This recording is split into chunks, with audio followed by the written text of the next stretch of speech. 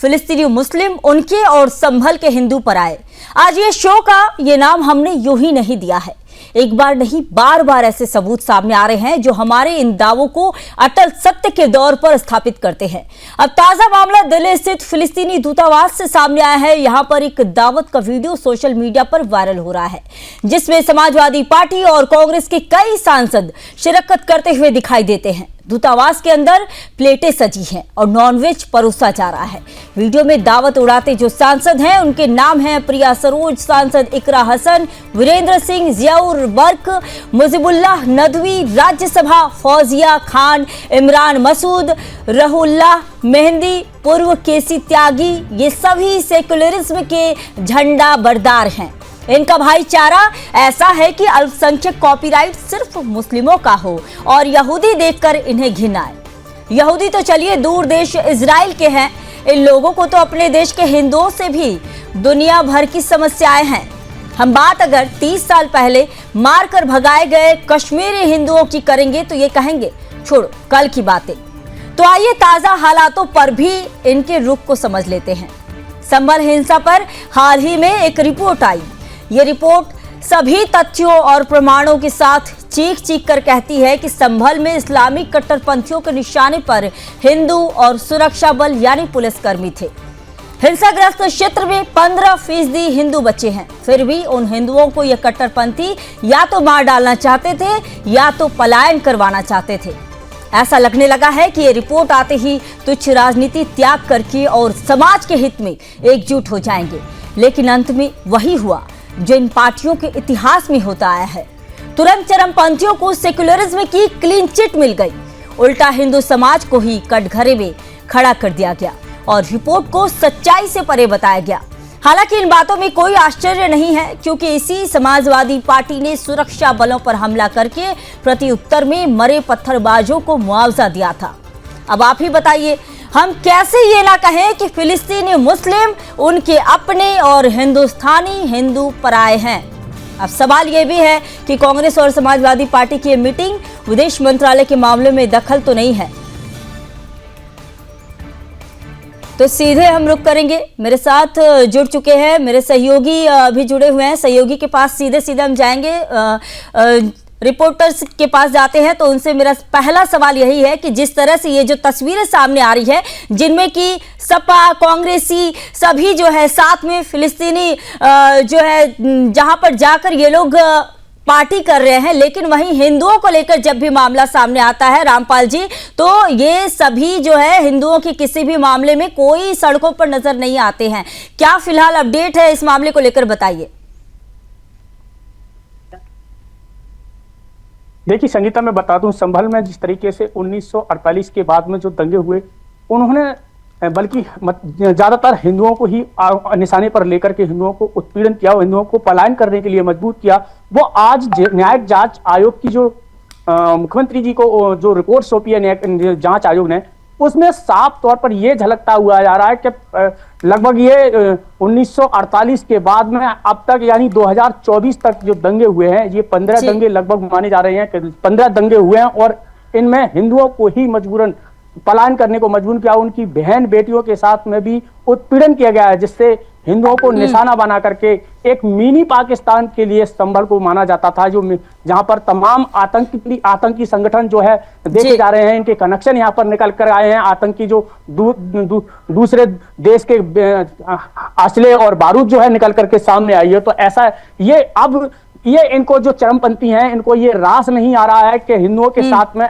आज ठीक है रामपाल, बहुत मैं आपके पास वापस आऊंगी। मेरे साथ बीजेपी से प्रवक्ता रत्नेश मिश्रा है। पहले मैं आपके पास ही आती हूं। रत्नेश जी, बताइए कि क्या कहेंगे।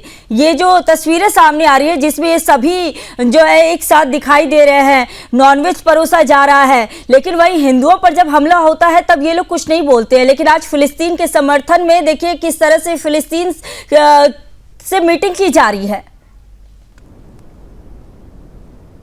आपकी आवाज नहीं आ रही है, अनम्यूट कर लीजिए खुद को।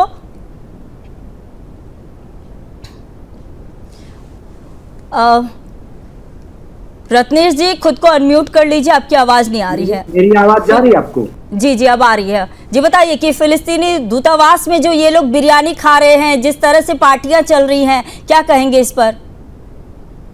संगीता जी, आपको और साथी पैनलिस्टों को और देश की जनता को मेरी तरफ से जय श्री राम। संगीता जी, ये जो तस्वीर आज आपके टीवी चैनल पे दिख रही है, ये उत्तर प्रदेश के साथ साथ पूरे भारत के हिंदुओं के लिए एक सबक है कि जब आपको काटा जाएगा, जब आपको पीटा जाएगा, जब आपको भगाया जाएगा, तो यही सारी पार्टी के जो सांसद जो आज फिलिस्तीन के दूतावास में बैठकर बढ़िया नोस फरमा रहे हैं, ये आपको कटते और पिटते हुए देखेंगे और इनके मुंह पे टेप लग जाएगी। आपके लिए एक भी आवाज इनके मुंह से नहीं निकलने वाली है। और रही बात जहां तक कांग्रेस और सपा के लोगों की, तो देखिए कांग्रेस और सपा का जो हिंदू विरोधी और हिंदुस्तान विरोधी और भारत विरोधी जो चेहरा है वो दिख रहा है। इनको पता नहीं कौन सी राजनीति करनी है कि इनको फिलिस्तीन के वोटर्स का वोट चाहिए या भारत के वोटर्स का वोट चाहिए, ये डिसाइड ही नहीं कर पा रही है समाजवादी पार्टी और कांग्रेस पार्टी।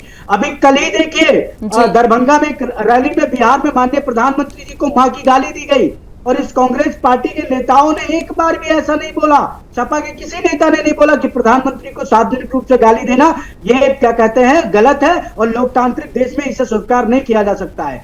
ये जो समाजवादी पार्टी के जितने भी सांसद हैं, इन सांसदों ने उत्तर प्रदेश और भारत के हिंदुओं को खुले तौर पर चुनौती दी है कि लो तुम्हारा ही वोट लेंगे, तुम्हारे ही वोट से जीत कर आएंगे और तुम्हारे ही खिलाफ जिहाद और धर्मांतरण चलाने वाली संस्थाओं के साथ बैठकर हम दावत उड़ाएंगे और हिंदुओं तुम हमारा कुछ बना और बिगाड़ नहीं पाओगे। और सबसे बड़ी दुख की बात है कि इन लोगों को क्या कहते हैं, अभी डिफेंड करने वाला भी समाजवादी पार्टी की तरफ से बैठा हुआ व्यक्ति भी हिंदू ही है।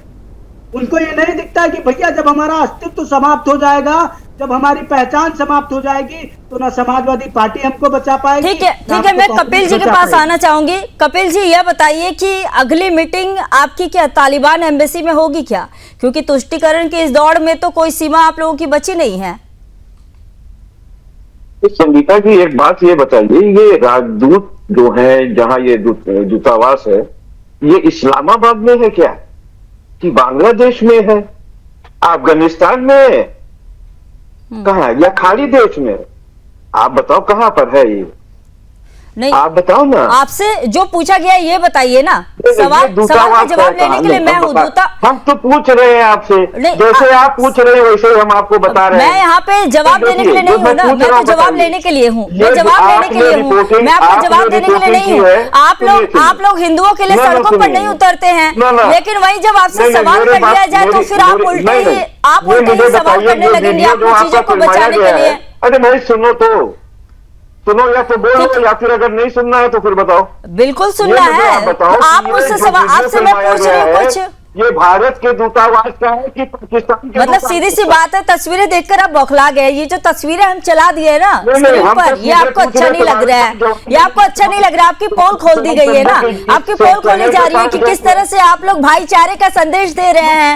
आप लोग अपने वोट बैंक के लिए जो भाईचारे का संदेश दे रहे हैं वो हम दिखा दे रहे हैं ना, हमारे टीवी स्क्रीन के माध्यम से सारे हिंदू अब देखेंगे ना।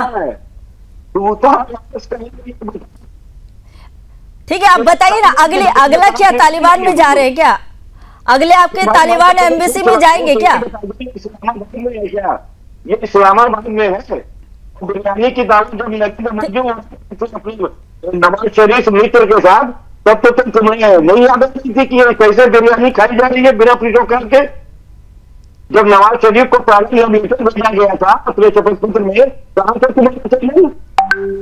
ठीक है, इसका जवाब मैं ले लेती हूँ, रत्नेश जी से जवाब ले लेती हूँ। आप जो बोल रहे हैं उसका जवाब ले रही हूँ। वैसे तो आप बताइए कि ये पाकिस्तान की है, पाकिस्तान में खाड़ी देशों में कहाँ पर है या हिंदुस्तान में है? यहाँ के जवाब दे दूं? ठीक है, रत्नेश जी जवाब दे दीजिए।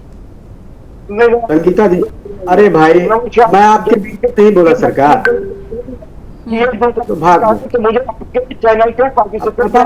रहे हैं। देखिए जब पोल खुलेगी तो ऐसे ही भागेंगे। संगीता जी जब पोल खुलेगी तो ऐसे ही भागेंगे। समाजवादी पार्टी यानी ने कि साथी- जब आईना दिखा दिया जाए तो फिर ये भाग खड़े उठते हैं, इनके पास जब जवाब नहीं होता है। इनसे साफ साफ सवाल किया गया कि अगला जो है, देखिए भाग गए कपिल जी, फिलहाल भाग गए, हमारे सवालों से भाग गए। सिंपल सा सवाल था कि अगला जो है आपका मीटिंग कहाँ होना है, ये जो भाईचारा दिखा रहे, अगला भाईचारा कहाँ दिखाएंगे? संगीता जी, मैं इसका जवाब दे देता हूँ। जी कपिल श्रीवास्तव जी की थोड़ी ज्ञान की कुंडली जो है वो अखिलेश यादव के संपर्क में आने के बाद थोड़ी सी धूमिल पड़ गई। किसी भी देश का जो एम्बेसी होता है, जो एम्बेसी का एरिया होता है, वो उसी देश का एरिया माना जाता है, वो उस देश का नहीं माना जाता जहां वो बना हुआ होता है। तो फिलिस्तीन एम्बेसी जो है भारत की, उस एम्बेसी के अंदर अगर आप बैठे हुए हैं तो आप फिलिस्तीन की जमीन पर बैठे हुए हैं, आप भारत की जमीन पर नहीं बैठे हुए हैं। अगर भारत में स्थित यूएस की एम्बेसी में या किसी भी देश की एम्बेसी में कोई व्यक्ति जाकर बैठता है तो वो इंडियन लैंड पर नहीं बैठा होता है, वो उस कंट्री की लैंड पर बैठा होता है जिसकी एम्बेसी होती है। अब समाजवादी पार्टी के प्रवक्ता को अगर इतना भी बेसिक ज्ञान नहीं है तो ये वैसे भी समाजवादियों को तो केवल एक चीज आता है, अखिलेश अखिलेश अखिलेश, वही चिल्लाते रहते हैं।